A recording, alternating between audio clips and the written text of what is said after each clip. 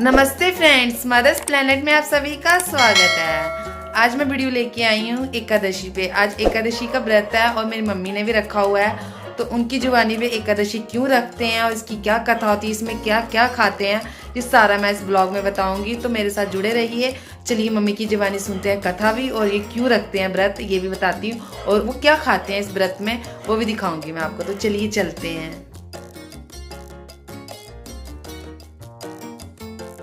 बोलो एकादशी क्यों रखते हैं? एकादशी क्यों रखते हैं? ऐसे रखते हैं कि कृष्ण भगवान जी और उनके दैत्यों का विनाश हुआ था जब, तो कृष्ण भगवान जी गुफा में छुपे हुए थे, तो उसके पैर में नूर चमक रहा था।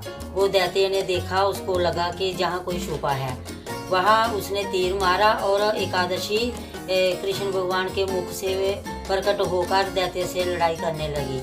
उनसे युद्ध किया, युद्ध करके उनको खत्म करके जब एकादशी आई तो कृष्ण भगवान ने उसको वरदान दे दिया कि जाओ कालयुग, आने वाले कालयुग में जब कोई भी आपका व्रत रखेगा वो मेरे लोक में प्राप्त होगा, मुझे वैकुंठ में।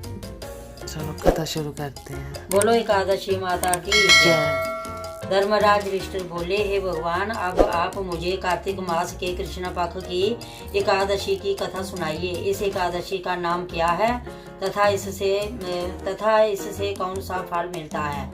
श्री कृष्ण भगवान बोले कि राजेश्वर, कार्तिक मास की कृष्ण पक्ष की एकादशी का नाम रमा है। इसके व्रत से संपत्ति पाप नष्ट हो जाते हैं। इसकी कथा इस प्रकार है कि प्राचीन काल में मुचकुंद नाम का एक राजा राज्य करता था। उसके इंद्र, वरुण, कुबेर, विभीषण आदि मित्र थे। वह सत्यवादी तथा विष्णु भक्त था। उसके एक उत्तम चंद्रभागा नाम की लड़की उत्पन्न हुई। उसने उस लड़की का विवाह राजा चंद्रसेन के पुत्र शोभन के साथ किया। एक समय जबकि वह अपनी ससुराल में थी, एक एकादशी पड़ी। चंद्रभागा सोचने लगी कि अब एकादशी समीप आ गई है, परंतु मेरा पति अत्यंत कमजोर है, इसलिए वह ये व्रत नहीं कर सकते, परंतु मेरे पिताजी की आज्ञा कठिन है। जब दशमी आई तब राजा ने ढिंडोरा फेरा। उसको सुनकर भोजन अपनी पत्नी के समीप गया। शोभन अपनी पत्नी के समीप गया और उससे पूछा कि हे प्रिय, तुम मुझे कुछ बतलाओ, क्योंकि आदि मैं व्रत करूंगा तो अवश्य ही मर जाऊंगा। इस पर चंद्रभागा बोली, हे प्राणनाथ, मेरे पिता के राज्य में एकादशी के दिन कोई भी भोजन नहीं करता है, यहाँ तक कि हाथी, घोड़ा, ऊंट आदि भी तृण अन्न जल आदि ग्रहण नहीं करते। फिर जहाँ मनुष्य कैसे भोजन कर सकते हैं? यदि आप भोजन करना चाहते हैं तो यहाँ से दूसरे स्थान को चले जाइए, क्योंकि यदि आप इसी स्थान पर रहोगे तो आपको व्रत अवश्य ही करना पड़ेगा। इस पर शोभन बोला कि हे प्रिय, आपका कहना बिल्कुल उत्तम है, मैं अवश्य ही करूँगा, भाग्य में जो लिखा है वही होवेगा। ऐसा विचार करके उसने एकादशी का व्रत किया और अब सूर्य भगवान भी अस्त हो गए और जागरण के लिए रात्रि हुई। वह शोभन को दुख देने वाली थी। दूसरे दिन प्रात से पहले शोभन इस संसार से चल बसा। राजा ने उसके मृतक शरीर को दहन करा दिया। चंद्रभागा अपने पति की आज्ञा अनुसार अग्नि में दहन ना हुई, परंतु पिता के घर रहना उत्तम समझा। रमा एकादशी के व्रत के प्रभाव से उसे मद्राचल पर्वत पर धन धान्य से युक्त तथा शत्रुओं से रहित एक उत्तम नगर प्राप्त हुआ। एक समय मुकुंद नगर में रहने वाला एक सोम शर्मा नाम का ब्राह्मण तीर्थ यात्रा के लिए निकला। उसके घूमते घूमते उसको देखा। उस ब्राह्मण ने उसको अपने राजा का जमाई समझकर उसके निकट गया। राजा शोभन ब्राह्मण को देखकर आसन से उठ खड़ा हुआ। अपने ससुराल तथा स्त्री चंद्रभागा की कुशलता को पूछने लगा। सोम शर्मा ब्राह्मण बोला कि हे राजन, हमारे राजा कुशल हैं तथा आपकी पत्नी चंद्रभागा की कुशल है।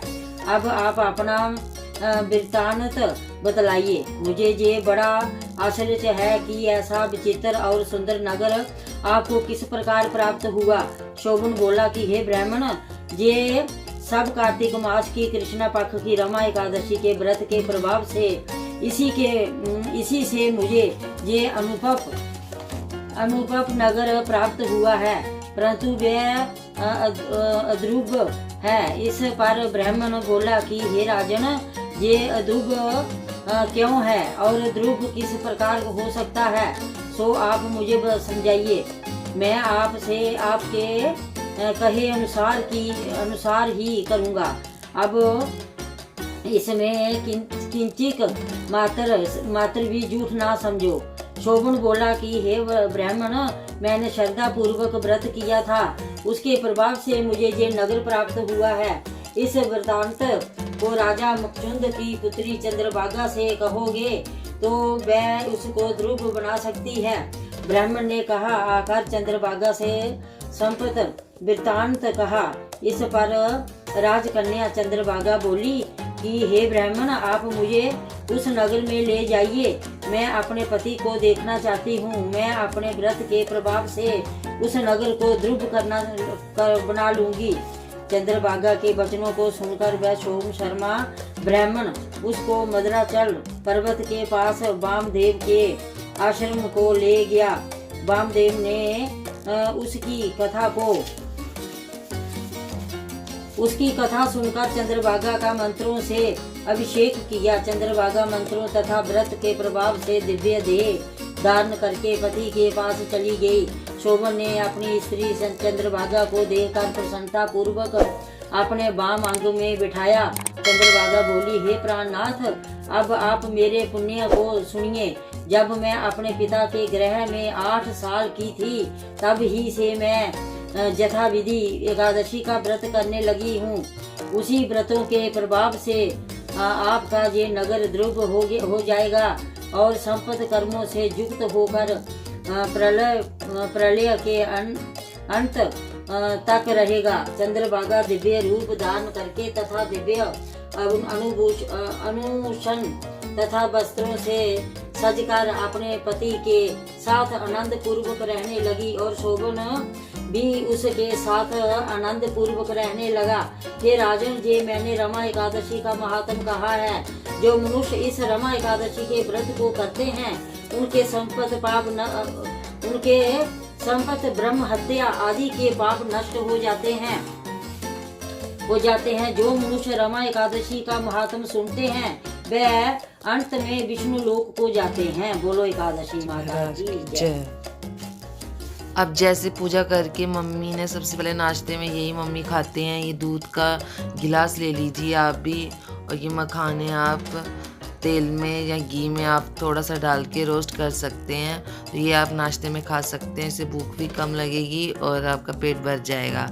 फिर जैसे खीर होगी, साबूदाने की खीर, ये भी आप लोग खा सकते हो। आप लोग सिंगाड़े का आटा हो गया, वो कुट्टू का आटा हो गया, उसकी भी पकौड़ियाँ या उसकी भी टिक्की बना सकते हो और वो खा सकते, लेकिन वो फ्राई हो जाता है ज़्यादा, इसलिए मेरी मम्मी हल्का हल्का ही खाते हैं। तो ये देखिए, अब ये खीर खा रहे हैं, ये मैं बना के दे रही हूँ उनको। तो ये खीर खा सकते हो अब साबूदाने की।